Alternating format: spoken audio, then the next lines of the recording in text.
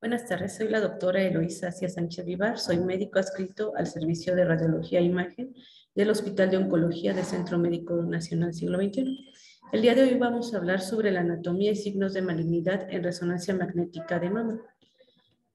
En cuanto a las generalidades sobre este método de estudio, bueno, sabemos que es un estudio multiplanar que se adquiere en diferentes planos ortogonales al cuerpo. Es un estudio que tiene una alta sensibilidad para detectar cáncer hasta el 95%, pero una especificidad un tanto baja, que es en promedio el 56%, en comparación con mamografía, que son del 92 y el 81% respectivamente. Sabemos que las indicaciones, por lo tanto, de la resonancia actualmente ya están bien establecidas tanto por el Colegio Americano de Radiología como por las guías de la Asociación Europea de Radiología. Entonces, estas indicaciones van a ser principalmente en la evaluación de terapia conservadora para valorar la extensión de la enfermedad para ver si hay multifocalidad, multicentricidad o bilateralidad. En cuanto a la evaluación de la extensión de la enfermedad, se dice que podemos encontrar hasta 16% más focos adicionales de cáncer y 5.5% en la mama contralateral. También actualmente, por ejemplo, en nuestro hospital lo utilizamos mucho para monitorear la terapia neoadyuvante y valorar respuesta a neoadyuvancia. Cuando tenemos un primario que no ha sido categorizado o identificado por mamografía o ultrasonido, podemos hacer uso de la resonancia y encontrar hasta el 70% de los cánceres ocultos. Actualmente el concepto de cáncer oculto o primario de mama no identificado, solamente se va a dejar en ese concepto a las pacientes que ya se les haya realizado resonancia y no hayamos encontrado el primario.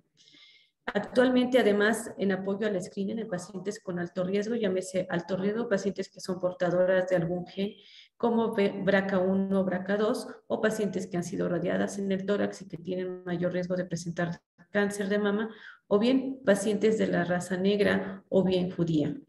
La resonancia para este tipo de pacientes puede detectar hasta 14 a 30 más casos de cada 1000 con factores de riesgo.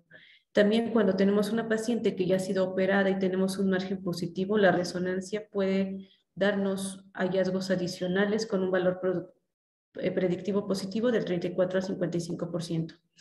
En el estudio de la paciente que tiene descarga por el pezón serosanguinolenta o sanguinolenta franca, podemos encontrar patologías hasta en el 34% de las pacientes estudiadas. Pacientes que tienen ruptura de prótesis o también si encontramos alguna lesión que ha sido identificada por resonancia, nos va a servir como guía y localización de las lesiones en mama por resonancia magnética. Sabemos que, sin embargo, este tipo de procedimientos son muy caros en resonancia y muy tardados, por lo cual tampoco es tan recomendable y solamente se deja para las pacientes que no hayamos encontrado en un estudio de ultrasonido de segunda vista algún hallazgo. ¿Cuáles serían las contraindicaciones para las pacientes? Bueno, aquellas que tengan claustrofobia, que no puedan estar ahí, dado que el estudio dura de 30 a 40 minutos, dependiendo de las secuencias que adquiramos. Pacientes que tengan una obesidad mórbida con un peso mayor a 130 kilogramos, pacientes portadoras de metal, llámese prótesis o bien marcapasos, pacientes con enfermedad renal que no son candidatas a aplicación de gadolínio, pacientes que tengan algún riesgo de nefropatía que se pueda desatar con el uso del gadolínio, alérgicas a gadolínio, embarazadas, no se puede realizar, dado que no hay estudios que nos digan si puede ser un estudio teratogénico, y pacientes que no cooperen. ¿Cuál sería el protocolo de adquisición para la paciente? Si tenemos pacientes posmenopáusicas, no importa el día en que nosotros realicemos el estudio. Sin embargo, en la paciente premenopáusica, el estudio se debe realizar del día 5 al día 14 después de iniciada su menstruación. Podemos hacer uso de un resonador que siempre el requisito va a ser que sea mayor de unos 0.5 teslas para la adquisición de las secuencias contrastadas. Obviamente la adquisición se debe hacer en forma simultánea para que podamos comparar y el contraste pase al mismo tiempo en ambas mamas y podamos nosotros valorarlas. Debemos hacer uso de un inyector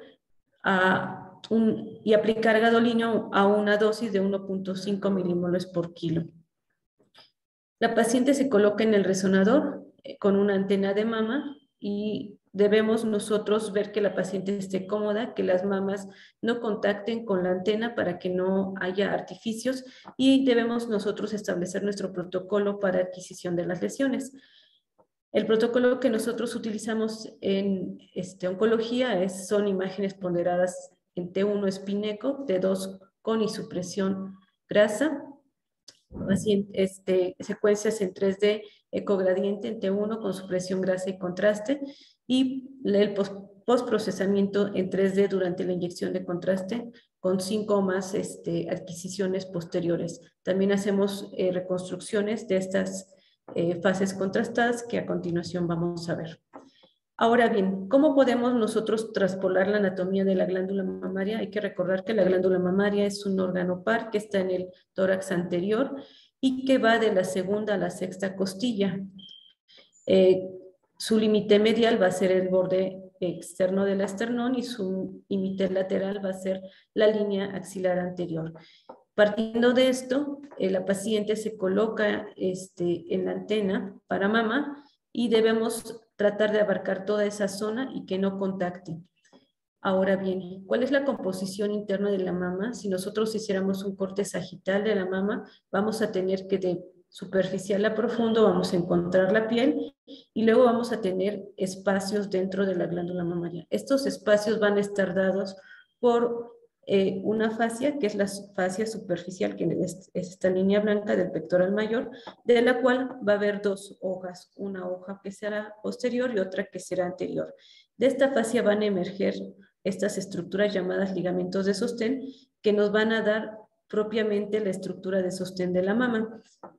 A su vez, entonces, esta fascia nos va a dividir tres espacios: el espacio retroglandular, la zona glandular y el espacio preglandular. En el espacio preglandular vamos a encontrar solamente grasa y ligamentos de sostén. En la zona glandular vamos a encontrar todos los conductos y los lobulillos conformados por unidades ductolobulillares terminales y que a su vez van a formar lóbulos o segmentos. Además, en esta zona glandular vamos a encontrar tejido de sostén que va a ser tanto grasa como colágeno.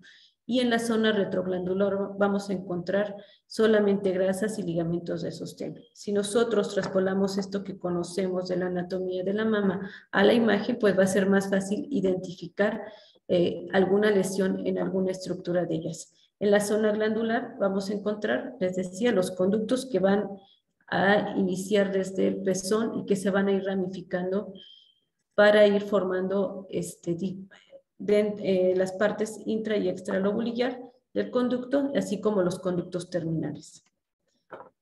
¿Cómo está formado entonces el sistema ductal de la mama? Bueno, tenemos un conducto terminal, luego tenemos una dilatación retroareolar del conducto, luego vamos a tener una parte que es extralobulillar, otra intralobulillar y el conducto terminal. Derivado de estas estructuras, nosotros podemos tener diferentes componentes de la glándula mamaria. En resonancia magnética, estos componentes van a tener una intensidad de señal, esto es un brillo. Entonces, en cuanto a la composición de la mama, de la grasa con respecto al tejido glandular, vamos a tener 4 tipos de tejido glandular. Cuando tenemos una mama donde predomina la grasa, que va a ser hiperintensa, esto va a ser una mama predominantemente adiposa. Después vamos a tener una mama con tejido glandular disperso, que va a ser tipo B, una mama con tejido glandular heterogéneamente denso y una mama con tejido glandular extremadamente denso. Estos tipos de tejido van a tener una intensidad de señal, les decía, y van a tener una representación en mamografía. Los vemos mucho mejor en el T1 y en el T2 sin supresión grasa, y nosotros vamos a identificar las estructuras de la mama en el T1. En el T1 podemos identificar la piel, la areola, el pezón y las zonas preglandular. Por ejemplo, en la mama tipo B podemos ver la zona preglandular compuesta por grasa, donde es hiperintensa, la zona glandular que también es hiperintensa, pero que en ella se encuentra desde la región retroareolar estas líneas hipointensas negras que corresponden a conductos y estas zonas hipointensas que corresponden a tejido glandular. También en la zona glandular vamos a encontrar los ligamentos de sostén y en la zona retroglandular vamos a encontrar la grasa. Si nosotros identificamos todas estas estructuras con un brillo o intensidad en cada secuencia, bueno, va a ser más fácil identificar también en las lesiones qué contenido puedan tener. ¿Qué otra estructura anatómica encontramos en la mama? La estructura de sostén. Entonces, ¿cómo vemos la fascia superficial del pectoral mayor? Como una línea hipointensa, muy finita y tenue, de la cual emergen estas líneas hipointensas que son los ligamentos de sostén y que se van a insertar hacia la piel. En el T1, además, la piel va a ser hipointensa, va a ser esta línea hipointensa, la areola va a ser hipointensa y el pezón va a ser hipointenso. Entonces, como ven, podemos identificar todas las estructuras anatómicas de la mama de acuerdo a los compartimentos y de acuerdo a su composición.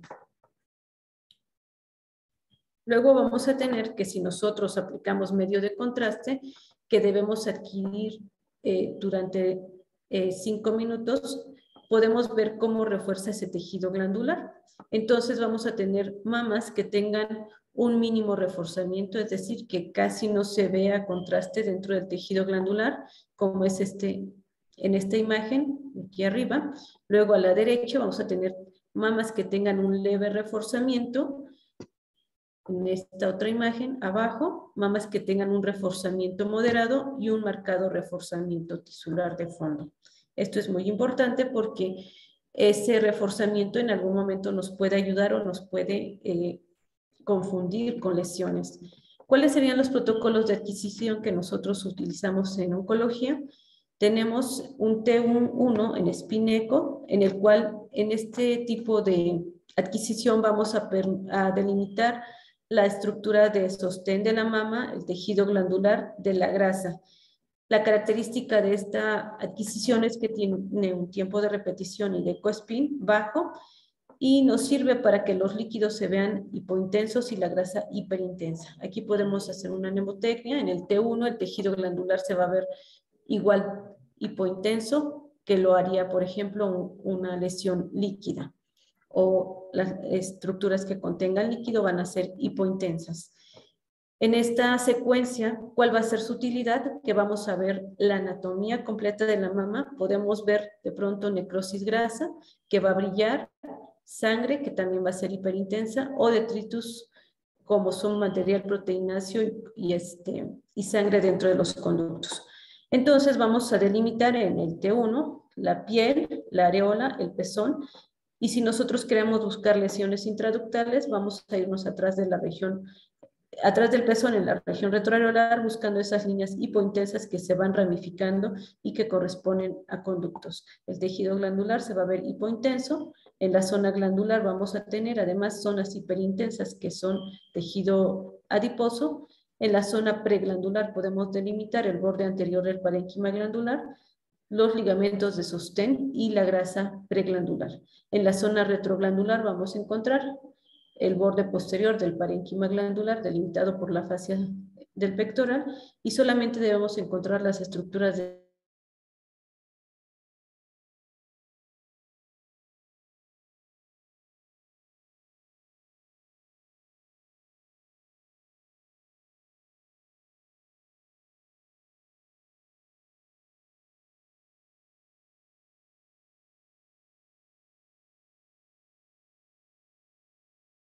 que nos permiten ver la grasa, tiempos de repetición largos, con tiempos de recuperación también largos, en la cual se suprime la grasa y la grasa va a ser hipointensa. Esto puede ser adquirido en planos axiales o en planos sagitales y nos va a permitir ver todo lo que contenga líquido va a ser hiperintenso, lo que contenga grasa se va a suprimir, pero en este tipo de secuencias el tejido glandular y los conductos son hiperintensos. La grasa se suprime en la zona retroglandular, en la zona preglandular y en la zona glandular propiamente. Las lesiones sólidas se van a distinguir de las líquidas porque no van a ser tan brillantes. Si de pronto hay brillos porque contienen algunas partes de líquido, en este tipo de secuencias también podemos ver fibroadenomas que se ven hipointensos o bien podemos ver lesiones que son isointensas al tejido, pero la principal utilidad de esta secuencia es distinguir entre lesiones sólidas y quísticas. Las quísticas siempre se van a ver hiperintensas, como es en el caso de esta mama, mientras que las sólidas no van a ser tan hiperintensas o incluso pueden ser hipointensas. Luego tenemos el protocolo de adquisición en T2, en Spineco, sin saturación grasa. Esta es una adquisición muy anatómica que nos permite además diferenciar las diferentes estructuras de la mama. En este protocolo nosotros lo que vamos a ver es todos los trayectos de la circulación linfática que van desde profundo a superficial y que acompañan a los ligamentos de sostén, acompañan a los lobulillos y a los conductos. Aquí también, si nosotros tenemos algún conducto de contenido líquido, se van a ver hiperintensos y podemos ir viendo cómo se van ramificando. También vamos a ver de pronto colecciones líquidas. Esta secuencia sin saturación grasa nos permite tener un adecuado contraste entre lo que contiene líquido, que es hiperintenso, el tejido glandular, que va a ser hipointenso, y las lesiones que contienen grasa, que van a ser hiperintensas. También nos va a permitir entonces diferenciar entre lesiones quísticas y sólidas. La diferencia con la secuencia con supresión grasa es que aquí el tejido glandular se va a ver hipointenso, entonces me va a hacer mejor contraste y va a ser muy útil, por ejemplo, para delimitar edema perilesional. En esta imagen de la mama derecha ven la lesión sólida con todo ese edema perilesional que tiene. De ahí que esta secuencia es la que actualmente se utiliza para la resonancia abreviada, porque nos da mucha información. Nos da información anatómica y también nos da información sobre la presencia de edema o necrosis dentro de las lesiones o edema perilesional en las lesiones.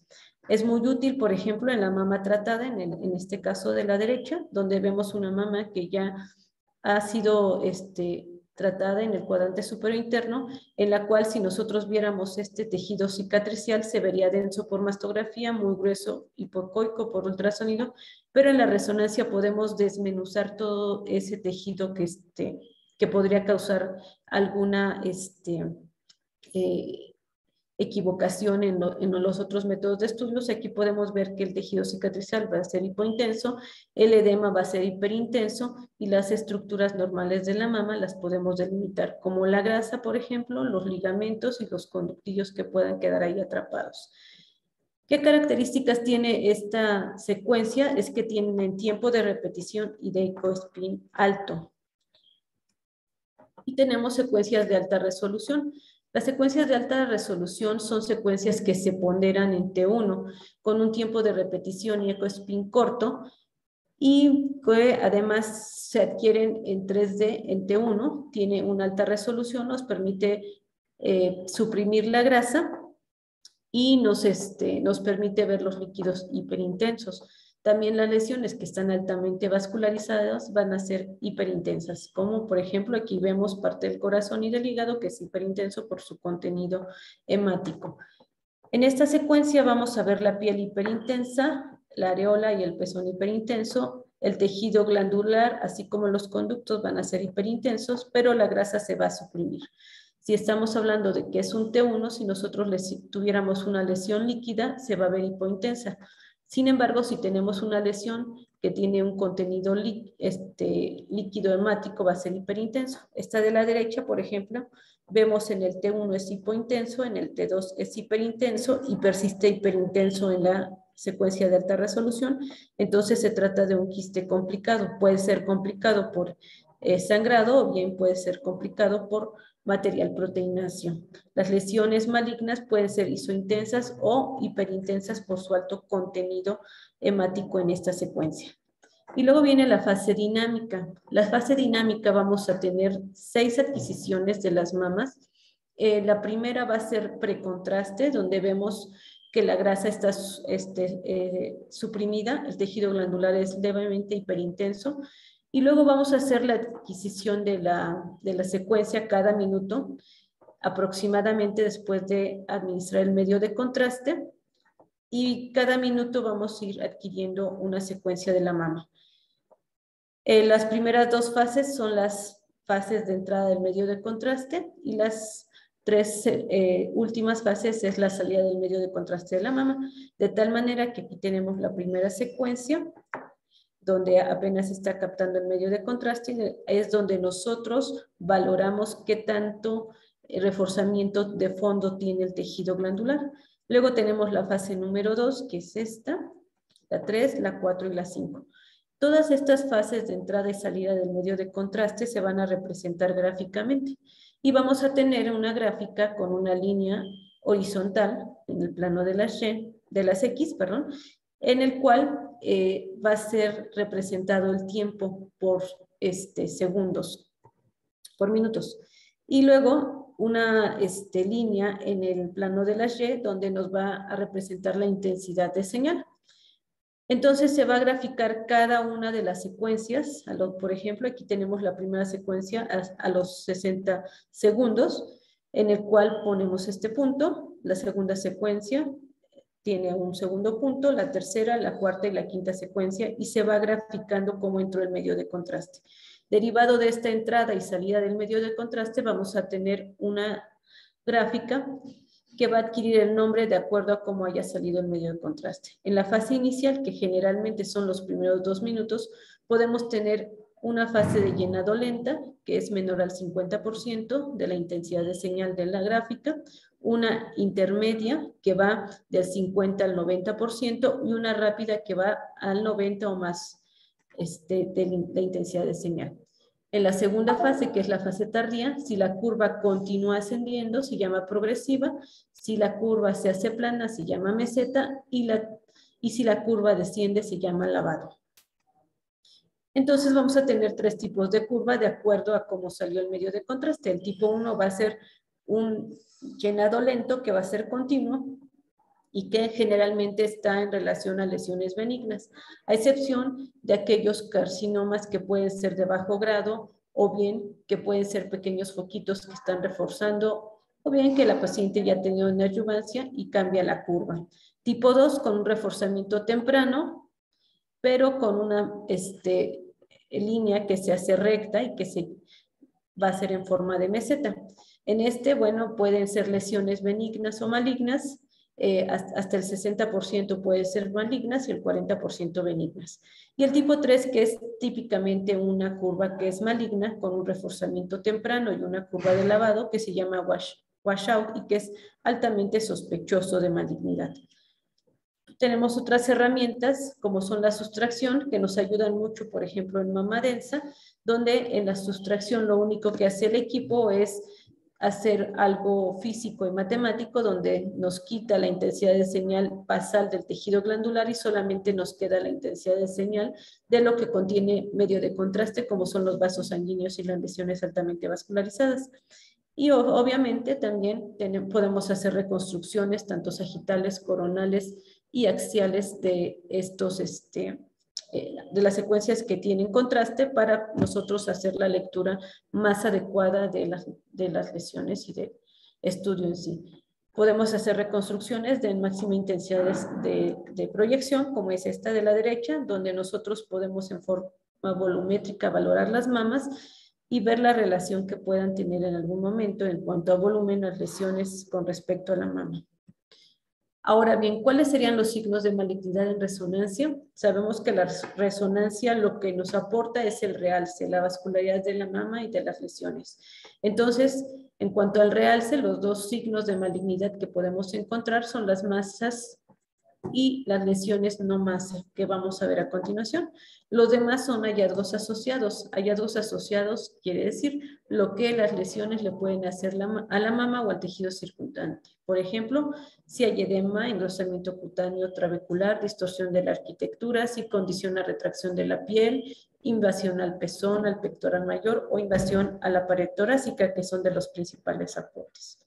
En esta diapositiva lo que vemos son todos los reforzamientos no masa y empezamos con el focal, que son pequeños focos de reforzamiento menores de 5 milímetros, que cuando son difusos, bilaterales y simétricos nos hablan de benignidad.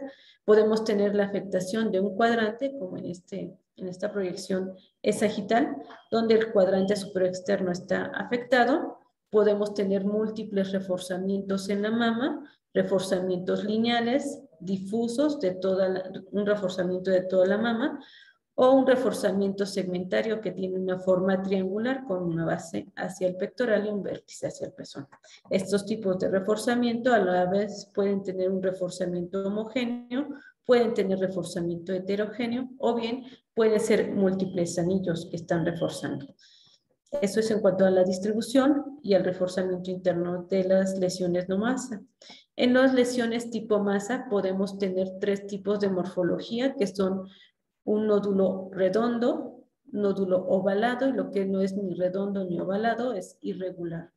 Y de acuerdo a este tipo de forma podemos tener nosotros un margen que está circunscrito o bien un margen no circunscrito que ya sea espiculado o solamente un margen irregular. Y en cuanto al reforzamiento interno de las lesiones, podemos tener que pueden haber lesiones que tengan un reforzamiento interno heterogéneo, pueden tener reforzamiento de tipo anular, un reforzamiento homogéneo o bien septos hipointensos que no realcen, como es el caso de esta lesión. Cuando tenemos un reforzamiento difuso, cuando hay que preocuparnos por él, cuando este reforzamiento está asociado a otros hallazgos. Por ejemplo, en este caso tenemos que el reforzamiento está asociado a edema difuso de la mama, vemos que hay ganglios metastásicos y todo el reforzamiento del tejido glandular que está en relación a un cáncer difuso de la mama. Esto obviamente en mamografía lo podemos ver como solamente una zona de asimetría global y que a la resonancia, bueno, vamos a tener un reforzamiento difuso porque es un cáncer difuso. El edema, ¿cómo lo podemos ver en resonancia? Si nosotros buscamos en el T1, lo que vamos a encontrar va a ser un engrosamiento de la piel, engrosamiento de la areola del pezón. La mama va a estar asimétrica, tiene mayor volumen. En el T2, sin supresión grasa, ven todo el trayecto de los vasos linfáticos de profundo a superficial, cómo acompaña el tejido glandular a los ligamentos de sostén. Vemos todas esas líneas hiperintensas dentro de la piel que están en relación a edema. Este es un T2 sin supresión grasa. En esta imagen, donde vemos un T2 con supresión grasa, vemos que todo el tejido glandular está hiperintenso, la piel es hiperintensa, el pezón es hiperintenso. Y cuando vemos en la secuencia de alta resolución, bueno, nos sirve para identificar cuál es el contraste entre lo que es edema, que se ve levemente hiperintenso, pero la lesión, en realidad en este tipo de secuencias, se va a ver altamente, se va a ver hiperintensa por la alta vascularidad que tiene y el edema, como vemos, se va a suprimir. Para esto nos sirve también la secuencia de alta resolución. Cuando nosotros aplicamos medio de contraste, vemos cómo refuerza todo ese tejido glandular. En el caso del edema, a veces no necesariamente tiene que estar infiltrada la piel, podemos encontrar que refuerza por ese aumento de la vascularidad. Sin embargo, la piel, cuando vemos nodulitos dentro de él o muy engrosados esos trayectos linfáticos, puede ser que ya haya una infiltración a la piel y no solamente sea edema. En el caso de esta reconstrucción vemos que en realidad lo único que refuerza en el MIP es el tejido que es maligno. Bueno, como vemos la retracción del pezón, lo podemos ver en T1 como el pezón comparado con la mama contralateral está hundido, está retraído. En el T2 vemos todo ese edema dentro del tejido glandular y esa retracción del pezón. En el T2 con supresión grasa vemos cómo la lesión es isointensa, pero persiste la retracción del pezón. Y ya con el medio de contraste en el MIP vemos todo ese reforzamiento difuso de la mama. En este caso, bueno, se trataba de un carcinoma lobulillar. ¿Cómo valoramos la invasión al pectoral? El músculo pectoral lo vamos a identificar como estructuras hipointensas. Siempre vamos a comparar en forma bilateral uno contra el otro, tanto el grosor como el trayecto del pectoral. Cuando vemos lesiones que están muy posteriores y que se pegan al pectoral, pueden perder la interfase. Sin embargo, la pérdida de interfase no es por sí solo no es un signo de que esté invadido, porque puede estar en contacto sin que esté invadido, pero cuando nosotros aplicamos medio de contraste y vemos ese reforzamiento del pectoral mayor en la zona de contacto con las lesiones, entonces lo damos como una infiltración al pectoral mayor. En esa infiltración nosotros debemos decir qué tan profunda puede estar la afectación del pectoral, y esto es importante para que el cirujano, si al momento de operar, bueno, pues haga un rodete o quite una mayor parte del pectoral mayor para evitar que haya una recaída. Entonces esto lo vamos a ver, la infiltración al pectoral mayor la vamos a ver mucho mejor en las secuencias contrastadas. Luego también podemos tener la afectación a la pared costal, que es otra de las aportaciones de la resonancia magnética, donde lo que nos más aporta pues son las fases contrastadas, donde vemos todo este reforzamiento, por ejemplo, de la piel, complejo areolar pezón, en lesiones de gran tamaño localizadas hacia la parte posterior de la mama, podemos ver ese reforzamiento de los músculos intercostales, incluso de la pleura, como es en este caso. La afectación ganglionar, ¿cómo la valoramos por resonancia? Bueno, vemos en el T1 el engrosamiento de los ganglios. Los ganglios tienen esa forma ovalada.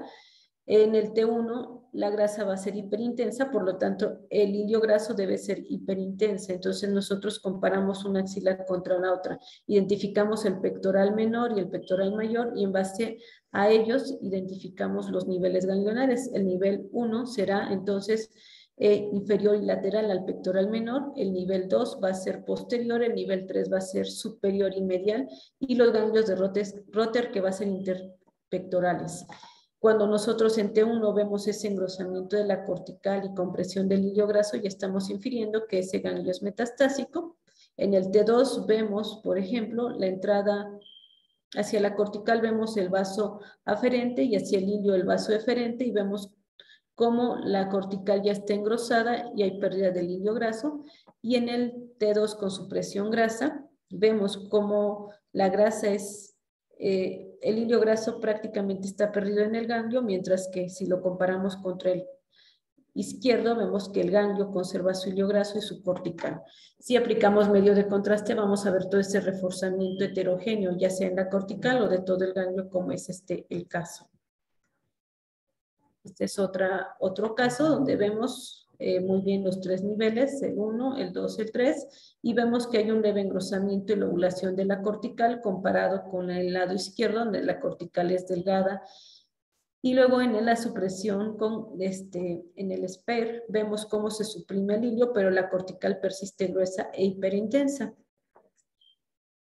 Bueno, también podemos valorar la mamaria interna, buscamos los vasos de la mamaria interna, que es otra de las aportaciones de la resonancia, y vemos que en el T2 toda esa grasa, que normalmente podemos encontrarla como una línea hiperintensa, bueno, aquí está alterada, está este nódulo que rodea a los vasos de la mamaria interna y que es una adenopatía en la mamaria interna, que también debe ser reportada. Bueno, ya para concluir la plática, espero que les haya sido de utilidad. Es importante conocer la anatomía de la mama en resonancia para poder identificar lesiones y la extensión de la enfermedad. Los signos directos de malignidad en resonancia magnética son los reforzamientos no masa y masa, y de acuerdo a su curva cinética y a su morfología los podemos ir clasificando. Los signos asociados a estas lesiones son efectos secundarios de las lesiones sobre el tejido y las estructuras circundantes. Agradezco mucho su atención. Buenas tardes.